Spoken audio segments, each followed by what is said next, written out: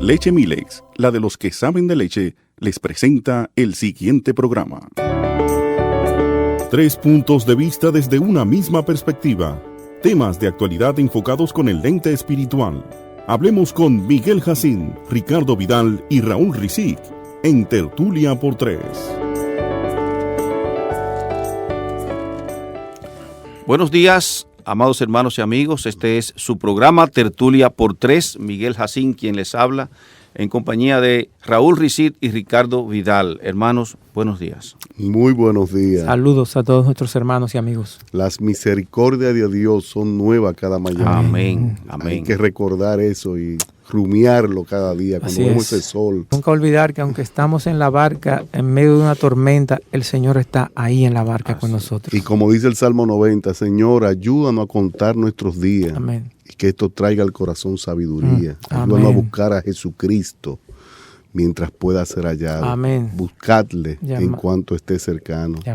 Deje el impío su camino y el hombre inicuo sus pensamientos y vuélvase a Jehová, el cual tendrá de él misericordia y será amplio en perdonar. Amén. Yo mientras venía en el camino hacia el programa también meditaba en esto, que es mi exhortación a que los hermanos también mediten en eso. Es que cuando Dios llamó a Abraham, lo llamó y le dijo que él iba a ser bendición para las naciones. Amén. En tu simiente serán benditas todas las naciones. Exactamente. Nosotros somos hijos espirituales de Abraham por la fe.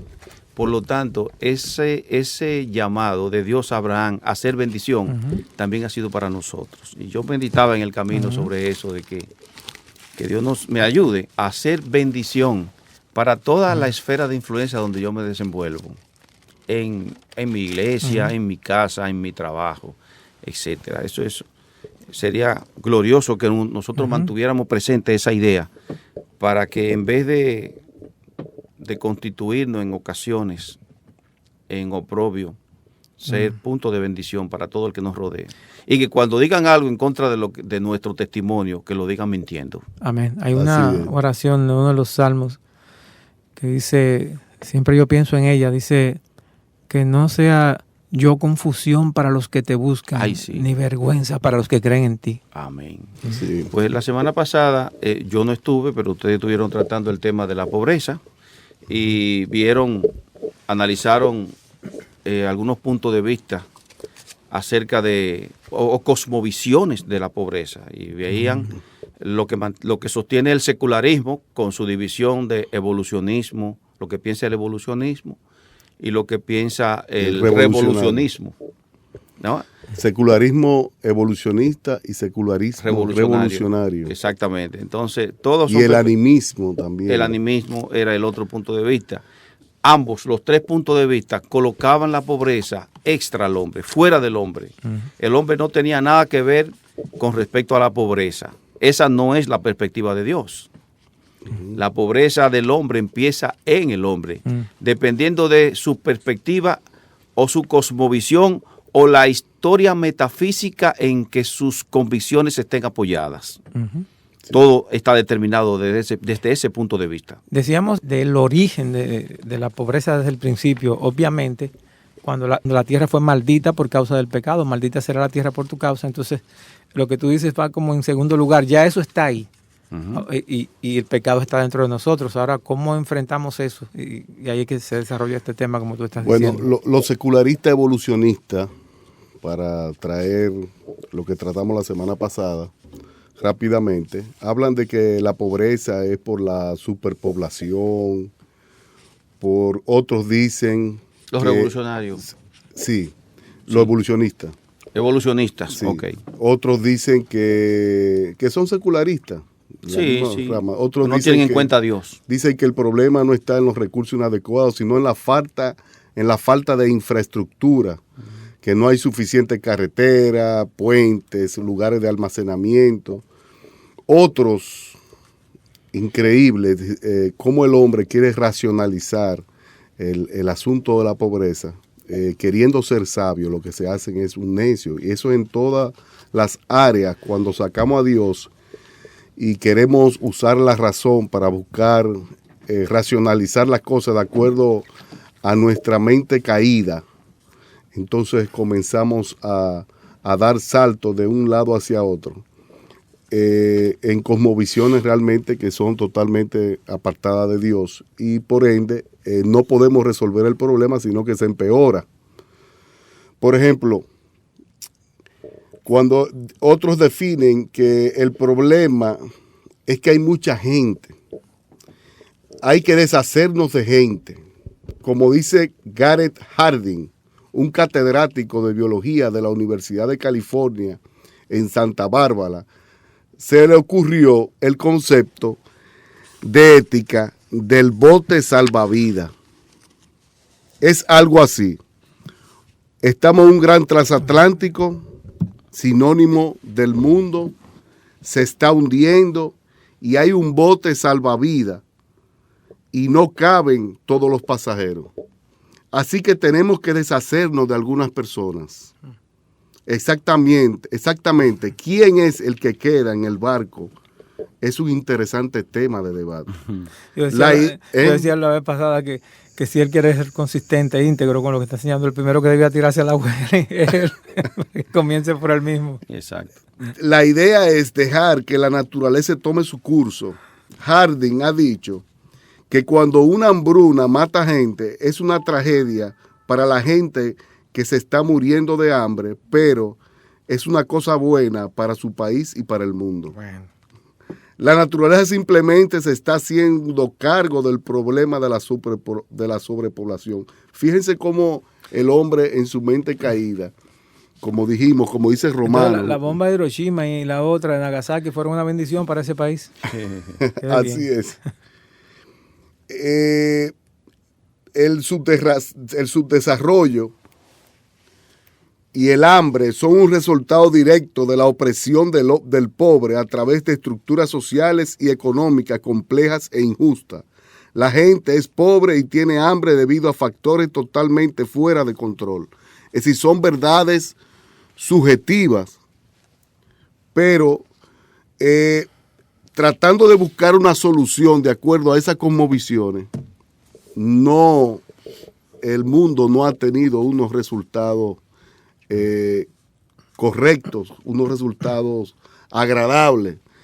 Podemos dividir la riqueza que entre todos en partes iguales y en cierto tiempo volverán a existir ricos y pobres en el mundo. Y no es verdad que eso es algo que está fuera de control realmente, o que no se puede hacer nada.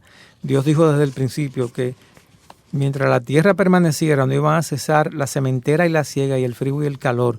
Dios es un Dios que no es como los hombres. Si podemos usar ese término, Dios es un Padre responsable. Él no puso personas en el mundo sin darles el medio del sustento. La tierra tiene suficiente para todos. El problema es que el egoísmo del hombre torna a que cada uno ale hacia su propio lado, hacia su propio beneficio, hacia su propia codicia y ambición, y por eso pocos tienen casi todo y muchos tienen casi nada o nada. Sí, y hay algo importante que hay que resaltar. Dios no creó la pobreza, el hombre lo hizo. Porque cuando Dios hizo su creación, conocemos el resultado de sus exclamaciones, que vio que todo era bueno en gran manera. El pecado, el hombre introdujo el pecado y como consecuencia entró la pobreza. Otro texto que uno tiene que tener pendiente, que ha sido mal utilizado, es cuando Jesús dijo que a los pobres siempre los tendremos. O sea, está diciendo Jesús que Él apoya que hayan pobres. No, eso no es lo que está diciendo Él. No es verdad. Como Él está reconociendo un problema que existe. Una realidad. Una realidad que existe como causa del pecado. Y eso fue lo que Él vino a combatir. El pecado con todas sus consecuencias, y el hambre es una consecuencia del pecado. Él vino a combatirla. Por lo tanto, no es una excusa el que Jesús haya dicho que siempre habrán pobres para nosotros no ocuparnos de los pobres. Exacto, como para no hacer nada. O para no hacer nada. O para hacerlo con cierta displicencia o como quiera van a estar ahí. Yo no voy a poder eliminar la pobreza. Eso no es verdad. no podemos pensar así, porque eso es una distorsión del Evangelio. Uno tiene que empezar por uno mismo. ¿Qué dice el proverbio? No te niegues a hacer el bien a quien es debido cuando tienes poder para hacerlo. Individual, como iglesia, después como país, como sea. De hecho, nosotros sabemos, y lo hemos dicho muchas veces de este programa, que nosotros fuimos llamados como cristianos a redimir todas las áreas que están caídas nuevamente y tratar de llevarla a su posición original. Sabemos que en esta tierra eso no se va a completar, sino cuando Jesús venga. Pero mientras tanto, en Mateo 28 se nos dio la orden de ir haciendo el trabajo. El punto es que las naciones. Que la pobreza no podemos verla solamente desde el punto de vista desde afuera. Sí. Como lo ven los secularistas. No, es un punto errado de ver la pobreza solamente en la redistribución de la riqueza, en que no hay carretera, y es verdad. Pero primero hay que transformar al individuo desde adentro. Y eso lo hace el Evangelio de Jesucristo. Amén. Ahí es que de tener una cosmovisión bíblica de toda la creación, de entender la creación. Y ese es el objetivo primordial de parte de las misiones que debe tener todo creyente y toda iglesia, es discipular a las naciones. Vamos a decirlo de otra manera. Si ahora mismo Dios convirtiera el mundo entero en el paraíso que fue en el principio y dejara a las mismas personas que poblamos este mundo en la condición en que estamos, no tardaríamos ni un mes en destruirlo. Mira, con respecto a lo que decía Raúl, vamos a poner un ejemplo práctico, afirmando lo que Raúl decía sobre la posición evolucionista y la posición revolucionaria y la posición animista. 3 puntos de vista equivocados acerca del origen de la pobreza.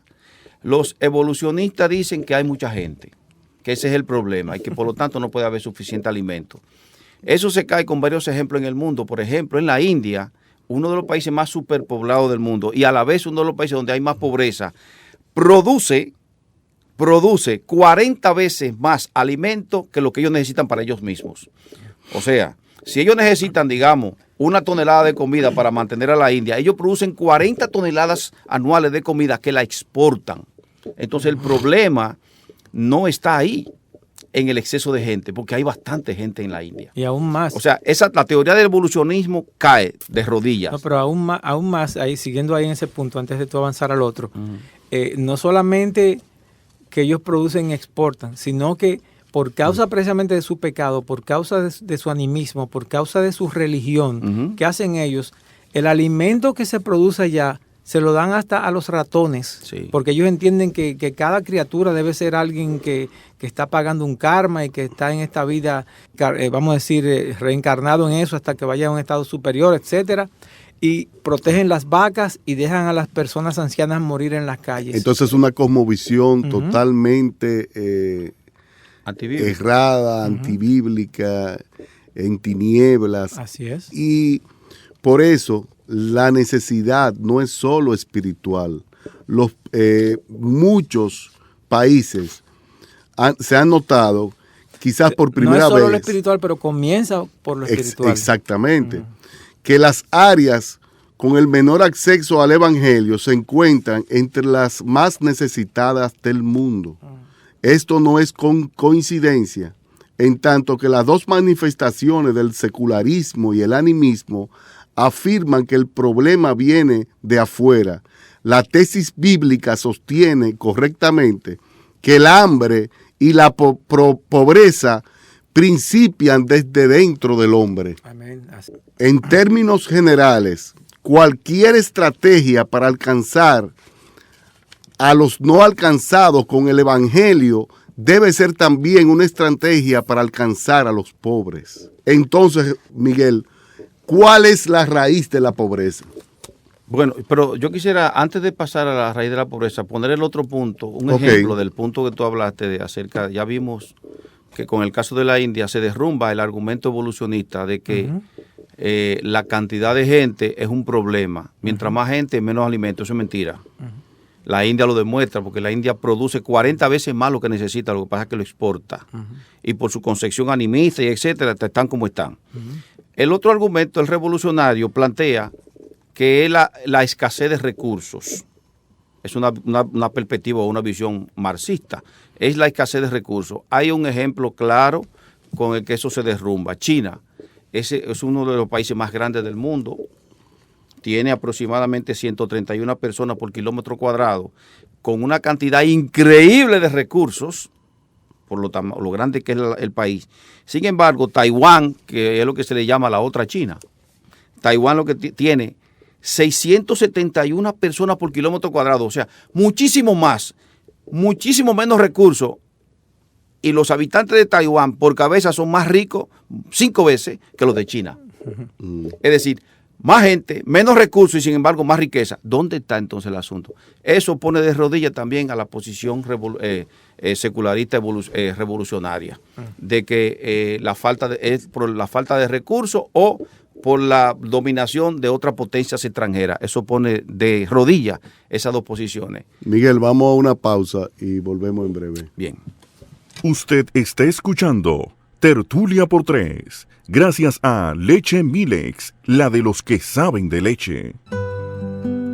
Permítenos acompañarte en tus horas laborables, en tus quehaceres del hogar, en el camino mientras conduces, ser tu apoyo en momentos difíciles, tu palabra de aliento cuando más la necesites, ayudarte a crecer en tu vida espiritual, alimentar tu alma con la palabra de Dios y a ver el mundo tal y como lo ve nuestro Creador.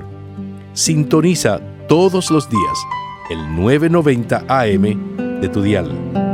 Radio Eternidad, tu emisora cristiana. Nuevamente en su programa Tertulia por Tres, en nuestra segunda sección. Entonces, ahora nos corresponde, ya hablamos derrumbando el argumento del secularismo evolucionista y del secularismo revolucionario. Nos queda el otro punto de vista también secular, que es el animismo. ¿Cuál es el problema del animismo? El animismo también tiene un punto en común con los otros dos puntos de vista. Entiendan bien, estos tres puntos de vista, el secularismo evolucionista, el secularismo revolucionario y el animismo, tienen los tres un mismo punto común, y es que para ellos la causa del hambre y de la pobreza está fuera del hombre. En un caso es la falta de recursos, es el revolucionario. En otro caso el exceso de gente es el evolucionista. Y en el otro caso son los espíritus que controlan el mundo, según los animistas. Entonces, para ellos no hay solución para el animista, porque ellos entienden que ellos reencarnaron una persona que en el pasado cometió pecado y que ahora ellos tienen que pagar eso sufriendo, y que solamente serán liberados después con la muerte, cuando se unan sus espíritus al gran espíritu. Señores, eso lo creen los animistas en la India sobre todo, y en muchas tribus, en muchas regiones de Haití. Entonces, esa mentalidad de pobreza, la gente que tiene una mentalidad de pobreza ve el mundo a través de los lentes de la pobreza. Dicen, o sus acciones lo dicen: yo soy pobre y siempre voy a ser pobre y no hay nada que pueda hacer al respecto. Exacto. Están esclavizados en esos pensamientos, y vemos en las escrituras que tal cual es el pensamiento del hombre, tal cual es él. Pero, oye, lo que el hombre piensa es lo que uno es. Tú eres lo que tú piensas, porque de acuerdo a cómo tú pienses vas a tomar las decisiones en tu vida, y las ideas tienen consecuencias. Lo que todo tú creas se reproduce en ti. Ahora, yo voy a decir algo que es bien serio. Digo, todo lo que estamos diciendo es serio. Lo que quiero decir es que es algo muy impactante. Y es que, ¿cómo el animista quiere resolver su problema? Precisamente sacrificando, en la mayoría de los casos, lo que tiene, sus animalitos, a los espíritus del aire que controlan el mundo, el universo, la parte espiritual, para poder apaciguar. Ellos entienden que cualquier problema que llega al mundo es por causa de que los espíritus están incómodos. Entonces ellos quieren apaciguarlo. Entonces el puerquito que ellos pueden usar como alimento, o la vaca que pueden usar como alimento para ellos, se lo sacrifican a los dioses, o en el peor de los casos, o mejor de los casos, lo dejan vivo, pero para ellos, para los espíritus. Ahora bien, ellos entienden, o no lo sacrifican para su propio consumo, porque entienden que podrían estar interrumpiendo el proceso de un alma reencarnando. O que un alma reencarnó un animal de eso, etcétera, y ellos estarían pecando. Entonces, eso, es decir, ellos plantean que la solución está en los espíritus, por lo tanto, fuera de ellos, la solución a la pobreza.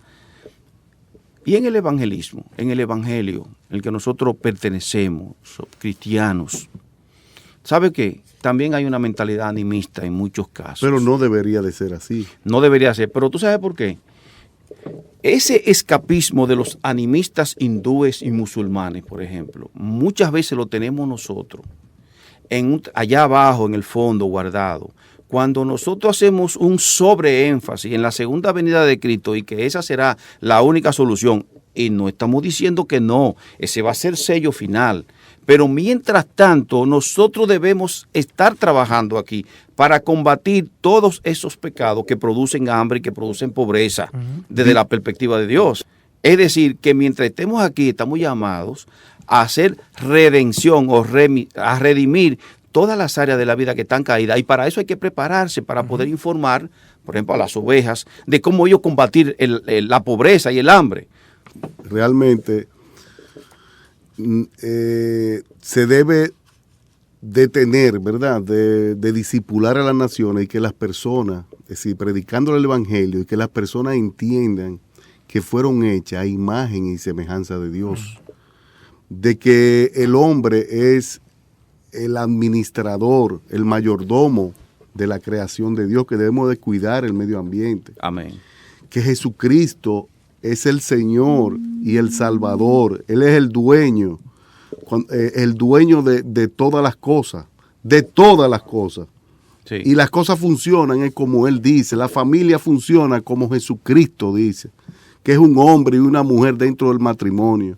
Vemos hoy en día cómo el hombre en su entendimiento caído y queriendo ser sabio, se hace un necio diciendo que una familia pueden ser 2 hombres, 2 mujeres, o cualquier otra relación. Eso es falso. Eso lleva al caos a una sociedad. Igualmente, es una pobreza espiritual muy grande, una visión totalmente dañada producto del pecado. Y vemos en las escrituras cómo dice que la lucha no es contra carne y sangre, dice en Efesios, sino contra principados, potestades, gobernadores de las tinieblas, contra huestes espirituales de maldad que se encuentran en las regiones celestes. Y son mentiras de Satanás, mentiras del diablo esa. Y el hombre es un ser especial, es un ser digno, es un ser hecho a imagen y semejanza de Dios. La creación, nosotros los cristianos somos los primeros que debemos de cuidar el medio ambiente y todos los seres humanos. Nosotros debemos de discipular las naciones. Debemos de manifestarle al mundo qué es una familia realmente. Y modelarla, no solamente decirla con nuestros labios, sino decirla con nuestro ejemplo, encarnar lo que realmente es una familia para la gloria de Dios. Debemos en el trabajo ser excelente en el trabajo, tenemos que buscar la excelencia en todo, donde quiera que Dios lo ponga, porque todo le pertenece a Cristo. Nosotros estamos llamados a ser sal y luz en este mundo caído, a salar y alumbrar, porque si la sal se desvaneciere, ¿con qué será salado este mundo? Si la luz no alumbra, ¿con qué va a ser alumbrado este mundo? Entonces, debemos de ver no solamente la pobreza, sino todo. Debemos de empezar primero transformando el individuo. Así es. Llevándole una cosmovisión correcta de lo que él es.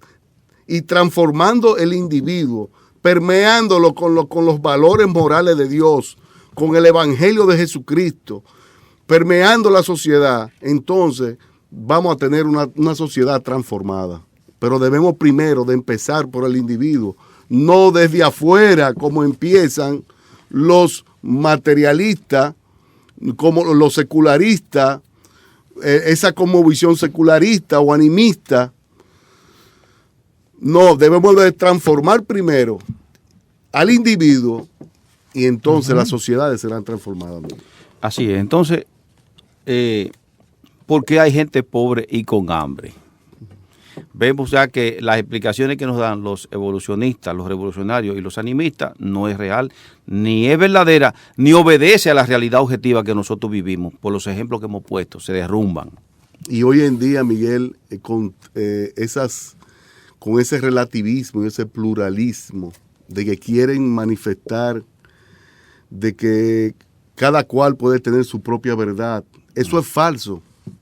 Hay una verdad objetiva, hay valores morales absolutos, que cuando sacamos los valores morales absolutos, sacamos a Dios, entonces todo es permitido y las sociedades van hacia el caos. Es una mentira de Satanás, es una mentira del diablo, es una mentira del hombre caído. En otras palabras, si tú sacas la palabra de Dios, como llaman, de la ecuación, los resultados serán desastrosos. Se ha dicho mucho del ejemplo cuando una fábrica produce un vehículo de motor, un auto, un carro. Bueno, te traen un manual para que tú sepas cómo debes cuidar ese vehículo y cómo él va a funcionar mejor, el mantenimiento que tú le debes dar.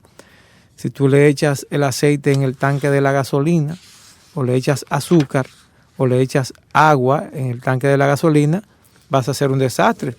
Eso es lo que hacen las personas cuando quieren manejar el mundo sin Dios. Exactamente algo semejante a eso, pero en el sentido a la creación. Ellos quieren ponerla a funcionar como a ellos les parece y no como Dios ha dicho que debe funcionar. Y por eso vienen consecuencias como la que se está tratando, como la pobreza. Obviamente, si no se hace lo que Dios dice, van a haber resultados negativos, y uno de ellos es la pobreza. Exacto. Entonces, porque hay gente pobre y con hambre, dice Darrell Miller en su libro Discipulando las Naciones, él dice lo siguiente: exceptuando los eventos catastróficos tales como guerra, sequía o inundación, la pobreza física no simplemente sucede, es la consecuencia lógica de la manera en que las personas se ven a sí mismas y de la manera en que ven al mundo, de las historias metafísicas que se cuentan a sí mismos para entender su mundo, es decir, de la cosmovisión que ellos tienen. De eso depende la pobreza. Dice que se cuentan ellos mismos. Como el cuento que ellos mismos se meten. Exactamente. La pobreza física está enraizada en una cultura de pobreza, un conjunto de ideas o cosmovisión, en las cuales se cree como grupo, ideas que producen ciertas conductas, las cuales a su vez traen como consecuencia la pobreza. Esto es lo que se llama una mentalidad de pobreza. Dice Darrell Miller que él estuvo aquí en República Dominicana hace un tiempo, trabajando para la Fundación contra el Hambre. Y él dijo, en una zona de Constanza que él estuvo, él pensó que había llegado al paraíso. Así lo dice él en este libro. Cree que estaba en el paraíso. Y nosotros sabemos lo que él sintió, porque cuando nosotros vamos a Constanza o a Jarabacoa, sentimos lo mismo. Él observó que había un montón de gente pobre, paupérrimas. Y sin embargo, en la colina había unas casas muy hermosas. Y él preguntó que quiénes eran. Eran unos japoneses, los cuales ya eran los dueños de la mayoría de esas plantaciones de verduras y vegetales que habían por la zona. Y ellos llegaron aquí muy pobres, esos japoneses. ¿Cuál es la diferencia?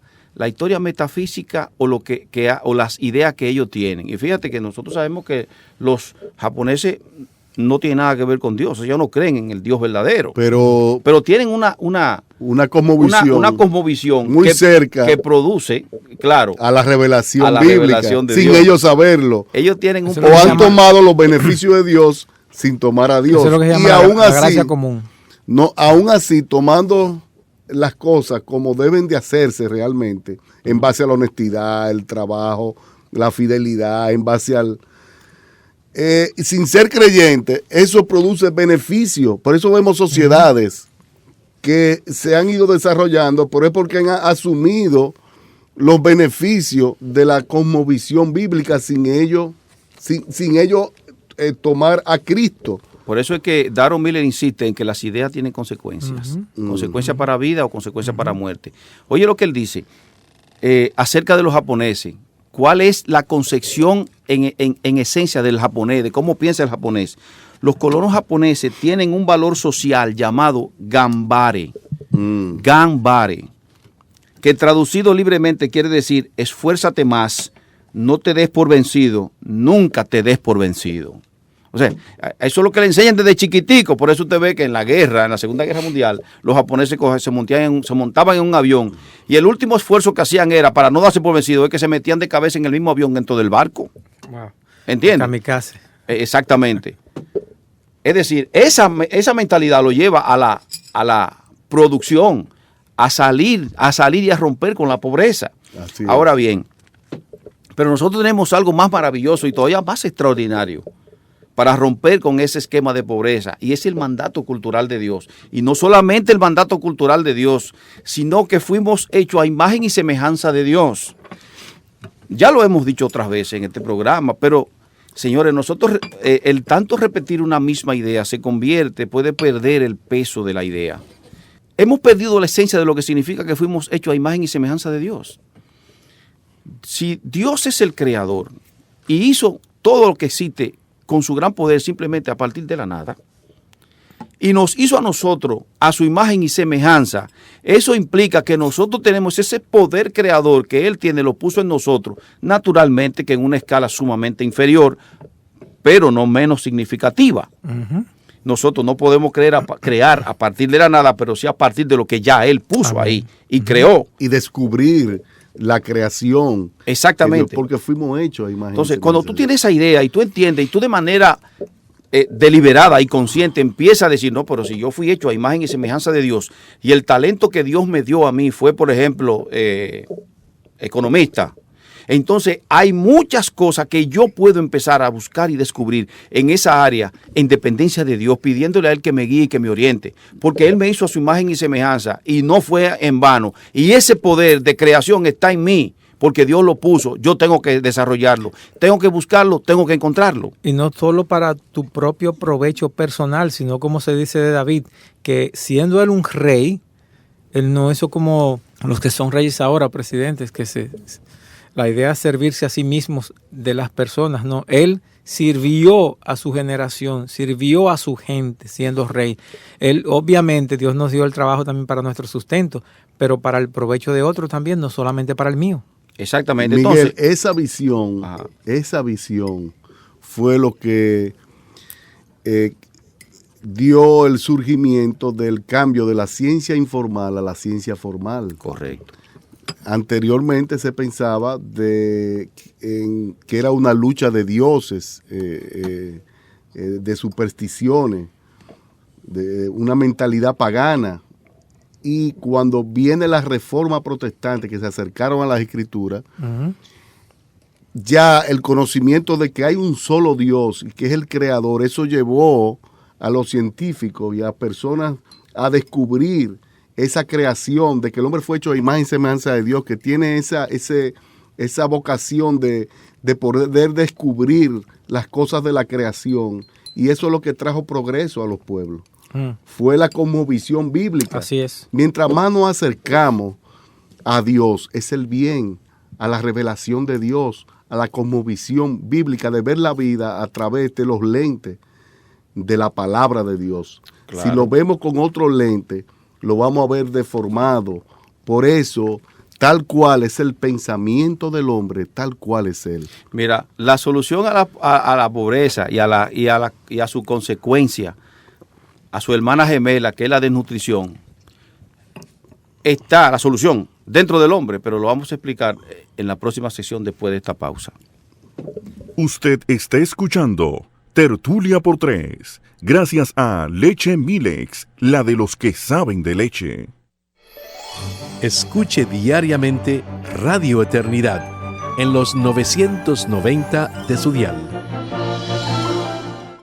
Si deseas compartir con nosotros la manera en que Dios ha obrado a través de esta tu emisora cristiana, compártelo llamando al 809-567-5550 o enviando un correo electrónico a info@radioeternidad.org.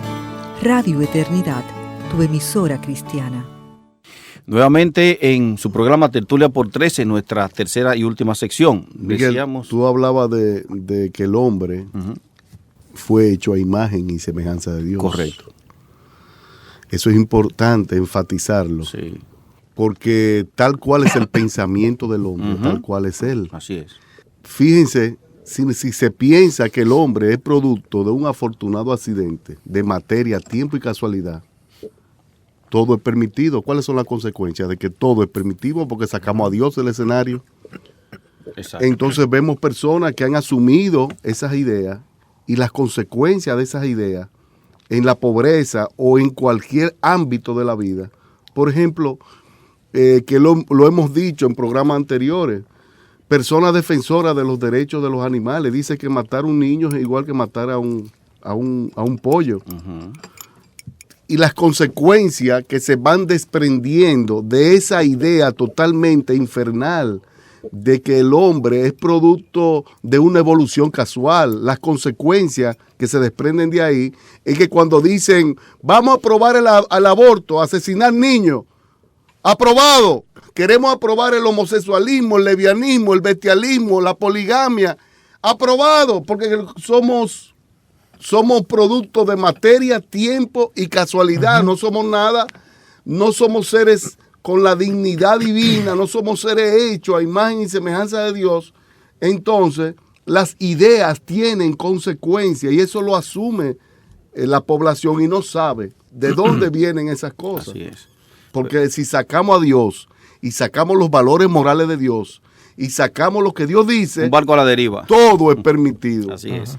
Pues mira, en nuestra sesión anterior yo decía que iba a decir algo sobre la pobreza y su hermana gemela, el hambre y como consecuencia la desnutrición. Yo voy a hacer una pregunta y usted la va a responder ahí en su mente. Hay ciertas cosas en este mundo que usted se ha preguntado como que están de más. Por ejemplo, el mosquito, la mosca, el ratón. Si su respuesta es que sí, que hay cosas que están de más, entonces usted no tiene una cosmovisión bíblica, porque todo eso lo creó Dios. Y lo sustenta. Entonces la pregunta es, ¿para qué Dios lo hizo? ¿Y cómo yo debería entonces sojuzgar a ese animalito que se llama mosquito? Porque fui llamado a eso según el mandato de Génesis 1:28, a sojuzgar la creación completa, es decir, a ponerla a producir cosas buenas, en otras palabras. Yo recuerdo que yo decía antes que el ratón era porque donde yo vivía casi uno se topaba con los ratones, que el ratón era un animal despreciable y que yo entendía que estaba hecho de más. Yo no conocía al Señor tampoco en ese tiempo. Sin embargo, un veterinario que me oyó diciendo eso me dijo, no, tú estás equivocado. ¿Por qué? ¿Tú sabías que la vacuna antirrábica es de la cabeza del ratón que se extrae? Yo no lo sabía. Entonces ya mi perspectiva cambió. De manera, eso me confirma que lo que Dios creó, todo lo que Él hizo fue bueno en gran manera. Uh-huh. El pecado lo ha contaminado y distorsionado. Ahora bien, pobreza. Yo no sé si ustedes sabían, yo he estado leyendo mucho, tengo ya unos 6 meses estudiando el tema del agua de mar. En Nicaragua, son casos que se pueden comprobar, Nicaragua, en Colombia, en México y muchos países de Europa, pero particularmente en Nicaragua, prácticamente no existen los desnutridos. ¿Tú sabes por qué? Algo tan sencillo como esto.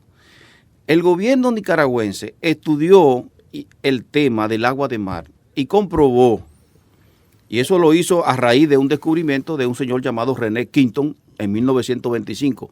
Algo fabuloso, una historia de la cual nosotros deberíamos hablar aquí en algún día. Ahora, estudiando los estudios de René Quinton, revisándolo, llegaron a la conclusión y lo confirmaron con estudios que en el agua de mar están los 118 elementos químicos de la tabla periódica, los 118.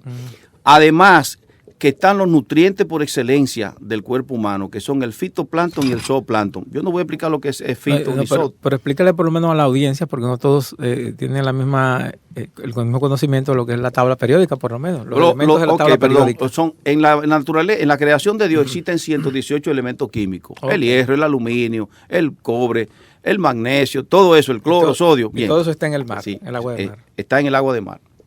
Estudiando el cuerpo humano, se observó que el líquido, las células del cuerpo humano, todas las células nuestras, que dicen que son 100 trillones, todas están flotando en lo que se llama el líquido intersticial. Cuando se analizó el líquido intersticial, se comprobó que ese líquido es exactamente su composición química igual a la del agua de mar.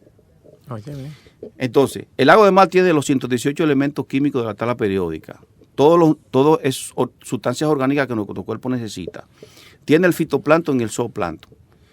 Por lo tanto, una persona consumiendo diariamente 4 a 5 onzas de agua de mar sale de la desnutrición. Eso es asombroso, ¿verdad que sí? ¿Por qué no nos lo han dicho nunca eso? porque Obviamente, no le conviene a las farmacéuticas. No, pero no es que las personas crean que por beber agua de mar ya se resuelve. No, claro que no. Estamos hablando de un suplemento, un suplemento alimenticio que es gratis, particularmente en América, donde quiera tenemos un mar, una costa. Y ni hablar de las cantidades de enfermedades que cura el tomar agua de mar. Eso es otro tema, pero simplemente estoy diciéndote, mira, qué sencillo es salir de la desnutrición. Ahora, el pecado lo frena. ¿Cuál es el pecado? Que las farmacéuticas grandes conocen eso y no lo dicen y lo intentan bloquear, hablando mentiras y falsedades, porque entonces sus ventas van a bajar. ¿Qué significa eso? Que Dios puso todo lo necesario ahí y ahora nosotros, como hechos a imagen y semejanza de Dios, tenemos que empezar a investigar y a descubrir. ¿Quiénes descubrieron esa propiedad del lago de mar? Biólogos, gente que Dios les dio un talento para que analizaran eso. Es decir, en el área donde Dios te llamó, es donde tú debes preocuparte por descubrir los secretos que ya Dios puso ahí. Hermano, Dios es tan bueno, misericordioso, compasivo, como le llaman, longánimo, de un ánimo largo para no castigar, que inmediatamente después de la caída, Dios siguió proveyendo todo lo necesario para sus criaturas, como dice la Biblia, que aún hasta las aves de los cielos, Él mismo es que las alimenta, las bestias del campo, de la selva, los peces del mar. Amén. Él dejó todo. Encima de eso le dio sabiduría e inteligencia a los humanos, aún pecadores caídos, para que, como tú dices, habiéndoles dado hasta creatividad, para que de esos recursos sacaran de ahí todas las soluciones o alivios, precisamente las consecuencias de la maldición que su propio pecado trajo al mundo. Pero la maldad es tan grande que, como tú dices, hay soluciones, pero muchos las ocultan por su maldad y depravación para ellos obtener beneficios materiales, haciendo negocios a costa de permitir que personas padezcan y mueran, teniendo esos recursos ahí, el conocimiento de eso y pudiendo hacerlo, pero el pecado le dice no. Por eso es que la Biblia dice que raíz de todos los males es el amor al dinero. Otra de las mentiras de Satanás con relación a la pobreza es que dice que en nuestra sociedad es materialista, es decir, de que no hay mañana. Eso es una mentira del diablo. Comamos y bebamos. Si esto es cierto, entonces el hedonismo, que es la búsqueda del placer, esto es todo lo que hay. La búsqueda de la felicidad por medio del placer, ellos. El hedonismo del viejo continente de la antigüedad y el rampante consumismo del nuevo mundo se convierten en un acercamiento lógico en la vida. Si no hay futuro, entonces comamos y bebamos porque mañana moriremos. Eso es una mentira del diablo. Así es. Y esa mentira del diablo de que solamente está el aquí y el ahora, de que no hay mañana, de que no hay futuro, eso, si usted piensa de esa manera, usted está pensando erradamente. Usted y sus ideas tienen consecuencias, o usted está absorbiendo las consecuencias de esas ideas erradas que han disipulado la sociedad y han traído cosmovisiones totalmente apartadas de la palabra de Dios. No es así.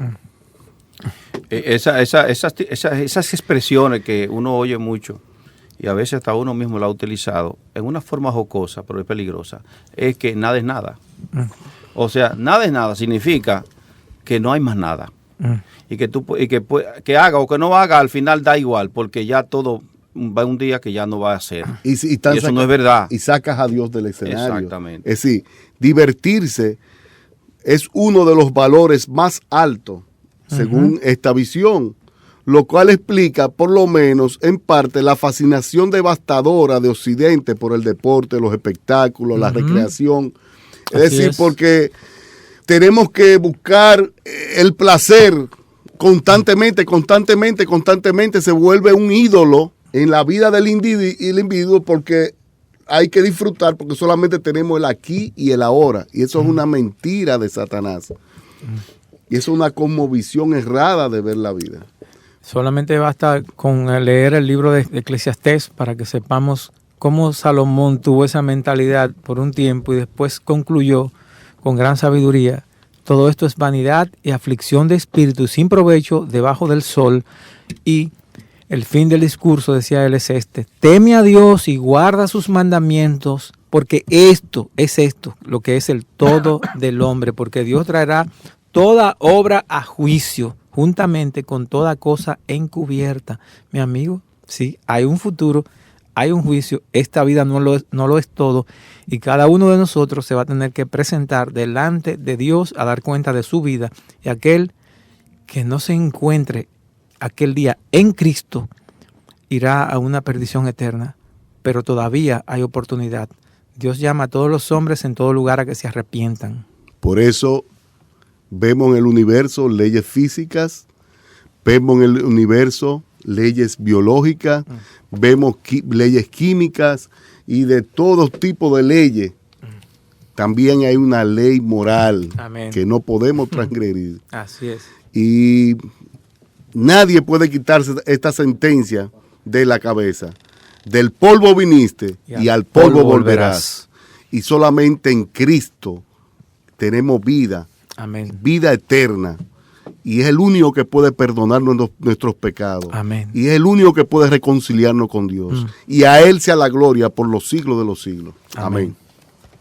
Este programa fue patrocinado por Leche Milex, la de los que saben de leche.